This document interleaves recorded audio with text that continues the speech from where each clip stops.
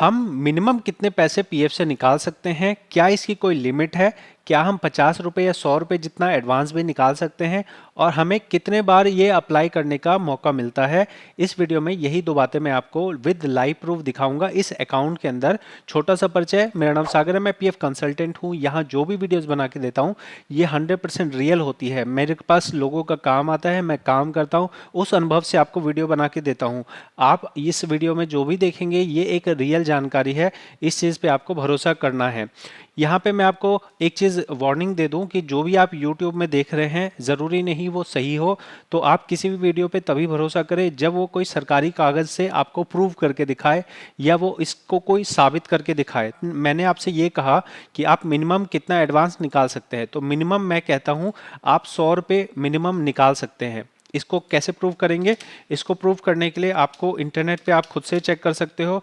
PF advance rules PDF करके अगर आप सर्च करेंगे तो आपके पास एक सरकारी कागज़ खुलेगा। इस सरकारी कागज़ में लिखा हुआ है कि कब कितना एडवांस आप निकाल सकते हैं।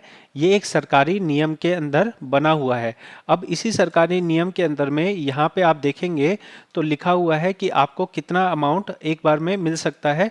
यहाँ पे अलग अलग चीज़ों में बताया गया है कि कितना कितना आप निकाल सकते हैं। जैसे बिजली कटने के नाम पे बोला गया है कि अधिकतम आपको 300 रुपये मिल सकता है। नेचुरल कैलामिटी के नाम पे कुछ मिल सकता है। अब यहाँ पे 100 रुपये वाली बात मैंने कहीं पे देखी थी। अगर मैं इसे फाइंड आउट करता हूँ तो मैं फाइंड करने की कोशिश करता हूँ। 100 रुपीज़ का यहाँ पे मैंने कहीं पे देखा था। 100 रुपीज़ वाली बात इस वाले पीडीएफ में नहीं लिखी है, लेकिन मैं ये चीज़ आपको प्रैक्टिकल दिखा सकता हूँ। प्रैक्टिकल देखने के लिए आप यहाँ देखेंगे तो ये मेंबर का पीएफ खाता है और इस मेंबर के पीएफ खाते में अगर मैं आपको क्लेम पे ले जाऊं तो क्लेम पे देखेंगे 21 बार इन्होंने क्लेम भरा है और 15 बार इनका रिजेक्ट हुआ है। तो अगर आपके मन में ये ख्याल आता हो भाई हम कितने बार एडवांस निकाल सकते हैं, तो इसके जवाब को वापस से मैं आपको इस शीट पे लेके आऊँगा। यहाँ पे लिखा है कि नंबर ऑफ टाइम, कितने बार विड्रॉ कर सकते हैं इस पर्पस के लिए। तो यहाँ पे पर्पस अलग अलग दिया हुआ है। पर्पस में क्या मतलब होता है? पर्पस मतलब किस काम के लिए चाहिए। घर बनाने के नाम पे जैसे लाइफ में एक बार निकाल सकते हैं, बच्चे की शादी के लिए, उसके पढ़ाई के लिए, ये दोनों कैटेगरी मिला के 3 बार निकाला जा सकता है। तो हर जगह पे लिमिट लगी हुई है, बस एक जगह पे लिमिट नहीं है जो कि है बीमारी के नाम पे। बीमारी हो गया, बीमारी का मतलब इलनेस रीज़न जो है जो दिया गया है आपको, उसमें आपके ऊपर कोई लिमिट नहीं लगाई गई है। एनए लिखा है। एनए इसलिए लिखा है क्योंकि एक व्यक्ति बीमार कई बार पड़ सकता है, 5 बार भी पड़ सकता है, 10 बार भी पड़ सकता है, 50 बार भी पड़ सकता है। इसलिए यहाँ इस लिमिट को एनए लिखा गया है। अब ये एनए वाली कहानी में ही ये होता है कि लोग जो है बिना मतलब के अंधाधुंध अप्लाई करते रहते हैं, मोबाइल फ़ोन से अप्लाई करते रहते हैं और बिना बात के ही जो भी उनको समझ आए ना आए सिर्फ वो सिंपल से फॉर्म भरते रहते हैं। तो इसके अंदर में पीएफ ऑफिस ने लिमिट लगा दी है कि अगर आपने एक बार इलनेस का फॉर्म भर दिया, उसके बाद मान लो ये फॉर्म पास हो गया, तो फॉर्म पास होने के 1 महीने के बाद ही आप दूसरा इलनेस का फॉर्म भर सकते हैं। ये पीएफ ऑफिस को मजबूरी में लिमिट लगानी पड़ी। और लिमिट क्यों लगानी पड़ी? लिमिट ऐसे लोगों की वजह से लगानी पड़ी जिनको कुछ समझ नहीं आता है और अंधाधुंध बस फॉर्म पे फॉर्म भरे जाते हैं। अब 21 बार फॉर्म जो भरा गया है इसमें अब टच करने से क्या होगा? टच करने से आप देखेंगे कि इन्होंने कितने बार ही पीएफ निकाला है।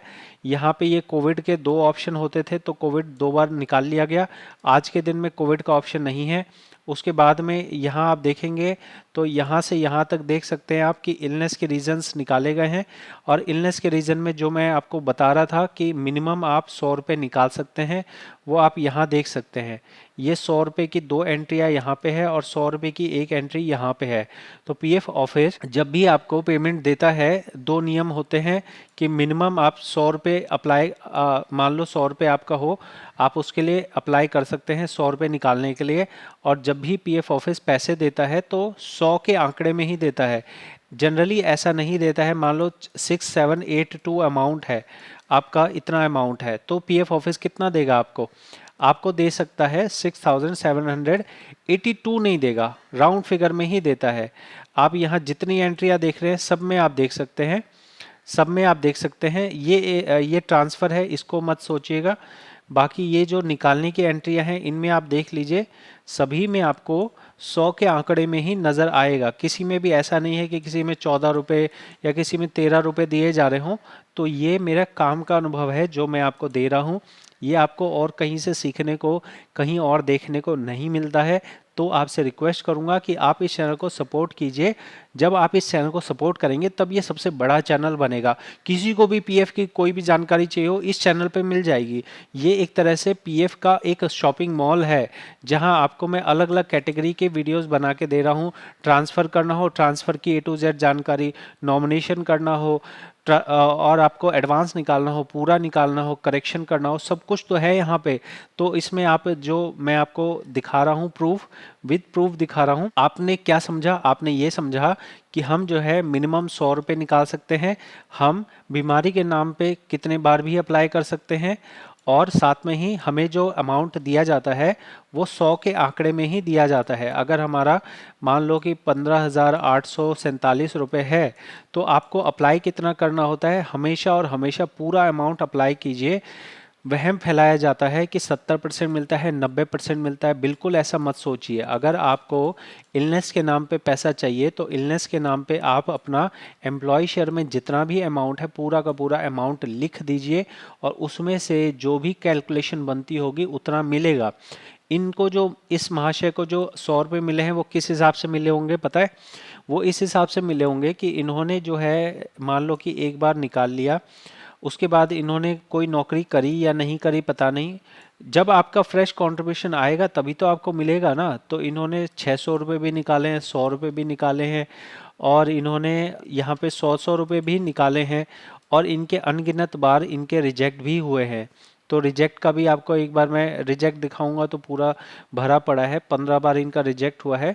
तो काफ़ी चीज़ें हाइड करनी पड़ेंगी, लेकिन मैं आपको मोटा मोटा ये दिखा देता हूँ कि इन्होंने किस रीज़न से रिजेक्ट किया है। इतने पोर्शन में आप देख सकते हैं ये क्या क्या रीज़न इन्होंने इस्तेमाल किया है, क्या नहीं छोड़ा इन्होंने इस्तेमाल करने के लिए। जब यहाँ पे इलनेस रीज़न भी इन्होंने बहुत बार इस्तेमाल किया है, और यहाँ पे कई बार इन्होंने ऐसा भी किया है जहाँ पे आप देख लीजिए, ये वाला अमाउंट आप देखिए, ऑथराइज अमाउंट इज़ ज़ीरो, मतलब कि इनके खाते में 100 रुपये भी नहीं थे और इन्होंने इलनेस का फॉर्म भर दिया। अगर आपके खाते में 100 रुपये भी नहीं होंगे और आप फॉर्म भर दोगे तो इस तरह से आपको ये कह के रिजेक्ट कर दिया जाएगा कि आपका अमाउंट नहीं दिया जा सकता है, आपका अमाउंट ज़ीरो हो चुका है। इस आईडी में इन्होंने बहुत बार अप्लाई किया है, लेकिन हर बार इनका जो है रिजेक्ट हो गया है। पैसे तो होने चाहिए ना अप्लाई करने के लिए। ज़्यादातर लोग एम्प्लॉयर शेयर को देखते हुए इलनेस का फॉर्म भरते हैं, तो समझ जाइए एम्प्लॉयर शेयर इलनेस में नहीं मिलता है, सिर्फ और सिर्फ एम्प्लॉय शेयर मिलता है।